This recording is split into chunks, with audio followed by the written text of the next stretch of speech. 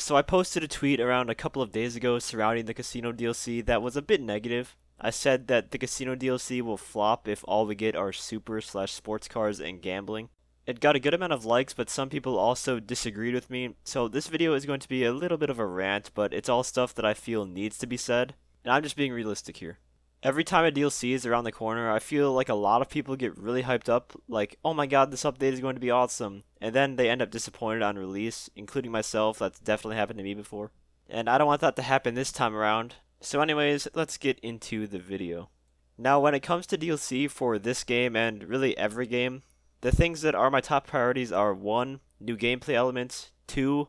Longevity, and 3. Balanced and fun content. Those are the 3 basic principles that I use to rate how good an update is for the game. And well, I would be lying if I said I wasn't worried that this casino update is lacking in at least 2 of these categories. Based on what Rockstar has shown us so far, we aren't getting any new weapons, and we aren't getting any new weaponized or special type of vehicles that look like they could benefit us in GTA Online free mode. So far, it's just a bunch of super and sports cars. Right there, I already see a huge red flag in terms of new gameplay elements. Super and sports cars might look cool and all, but they don't add anything into the game. Nothing about super and sports cars are new. You try to drive them around in free mode and you'll just get blown up by a Mark II oppressor, and then you're like, alright, well, that was fun, but now I actually need to get in a vehicle that can survive in the world of GTA Online 2019.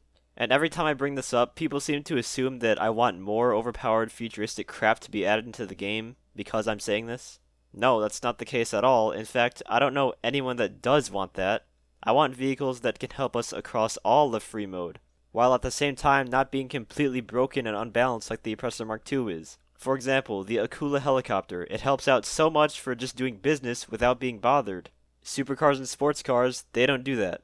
The only reason I would accept an update without any more weaponized vehicles is if they took some of our feedback and made changes to balance out the OP crap and exploitable mechanics that are in the game at the moment. And you might ask yourself, why do I want weaponized vehicles so much? Well, I want vehicles that can just survive in free mode. Like, I'd be fine with having a supercar if I could actually drive it around in free mode without worrying about getting blown up by some stupid Mark II oppressor. And that's why every time they keep adding more supercars and sports cars, I'm like, well, I'm not going to drive this at all because I can't survive to do anything in free mode with it. Like, if I'm selling my MC businesses and I get the duffel bag job, right? Am I going to take an X821 supercar, or am I going to grab a Night Shark or an Oppressor Mark II? Clearly, I'm going to take the second option because the X821 would get blown up by one rocket and then I'd lose all my product. Now, if we were getting this casino update like 5 years ago, before all the weaponized crap and OP Oppressor Mark II came out, then I'd be like, alright, cool. Some new supercars I can drive around in free mode and not worry about getting killed in them. The point I'm trying to make is that I just want vehicles that I can get use out of. And it just so happens that a lot of the vehicles that are useful are either weaponized or armored.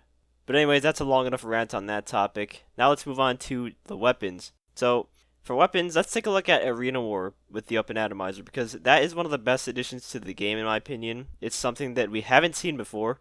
It helps on cell missions for flipping over vehicles and getting them unstuck, and the best of all, it's not overpowered and it's fun. Judge Arena War all you want, but that has to be one of the best things to come out of that update. Now, I know people are going to say, well, that was a part of the drip feed, so I can't really judge the casino update yet because we haven't seen the drip feed. And yeah, you're right about that. But I really want to just stress the point that I don't think there can be a good update if there aren't any new weapons included, or some sort of weapon element, because shooting stuff is literally half the game. I hope I'm wrong. I hope there are weapons in the drip feed, but I really don't think we're going to get any at launch because you think that would be something major that they'd want to show off. You think that'd be something major that they'd want to mention on the website or show in the trailer. Now let's talk about these new story-like missions and the overall business aspect of the casino. I know I'm going to get a lot of hate for saying this, but I'm going to say it anyways. But these new contact story missions for the casino, they're not going to last. I can almost guarantee you'll do them once and then never touch them again. The odd jobs that they were talking about where you requested through the phone for Agatha Baker, those might be in free mode where they're just like it spawns a random mission for you to go collect something, but other than that, I don't see these contact missions really lasting. Or story mission, whatever you want to call it. And going back to principle 2 of longevity of the new content, this is another red flag. Just take a look at the Lamar Lowrider missions. Do you ever see anyone playing those? Or even the Doomsday Heist for that matter. Aside from the Act 2 finale repeat, do you ever get invites for the Act 1 heist or the Act 3 heist? I rarely get invites for those. And the same could even be said for the original heist. I never see those anymore. Ever since Act 2 came out, before Act 2, I used to get invites to Pacific Standard because people used to repeat that, but now I don't get any original heist invites. Now, part of the reason you don't see heist invites anymore is because that's not the best way to make money, but the other reason is that they're really tedious. The gameplay doesn't change, like the heists have no variation, so no one's going to play them because it's just the same thing over and over again. And the same thing's going to happen for these casino missions. Free mode gameplay content is what lasts. And from what we've read, this isn't going to be a free mode business like the other ones. It's going to probably be like 6 to 10 contact missions, and then in free mode you can gamble at the casino to make money, or do those odd jobs. And that's it. If you were hoping for a new business to make money in free mode, I don't think this DLC is going to be the one that does that for you. Don't get me wrong, gambling is going to be a lot of fun to do, and the interior inside of the casino is probably massive, and interiors are something that the game has lacked a lot, so that part is going to be good. But honestly, how useful is your penthouse really going to be? Because pretty much all of the stuff that is included in the suite is not all that useful to you. I mean, no one's going to watch an in-game movie in the media room. Now, if we can buy supplies for all of our businesses at the office computer in our suite, then I'd take that back in a heartbeat. But the penthouse suite really just sounds like a glorified yacht, and we all know how useful those are. I get that it's meant to be kind of a luxurious DLC to just flaunt your wealth, but I'm just putting that out there because the yacht was supposed to be the same thing, something to flaunt your wealth with, but then again, everyone calls that useless, so I guess I can judge this the same way, right? Another thing that is always disappointing is drip feed, and we're not stupid, we know this update is going to have drip feed, every single major update does.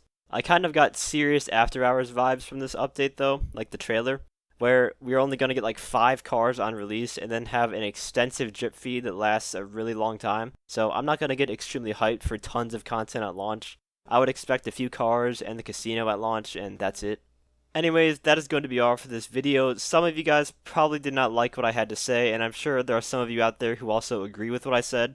And maybe I am being a bit too harsh with this, but I just think it's important to look back at previous updates and their content and judge how this is going to be based off of that. To end the video on a positive note though, I hope the drip feed does include some classic GTA weapons that are fun to play, along with some useful vehicles that aren't extremely overpowered like the Oppressor Mark II was in After Hours.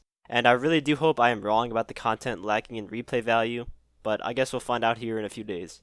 Anyways, if you guys enjoyed the video, feel free to leave a like, as well as subscribe to my channel for more guide and PvP related content. And as always, thanks for watching and have a great day.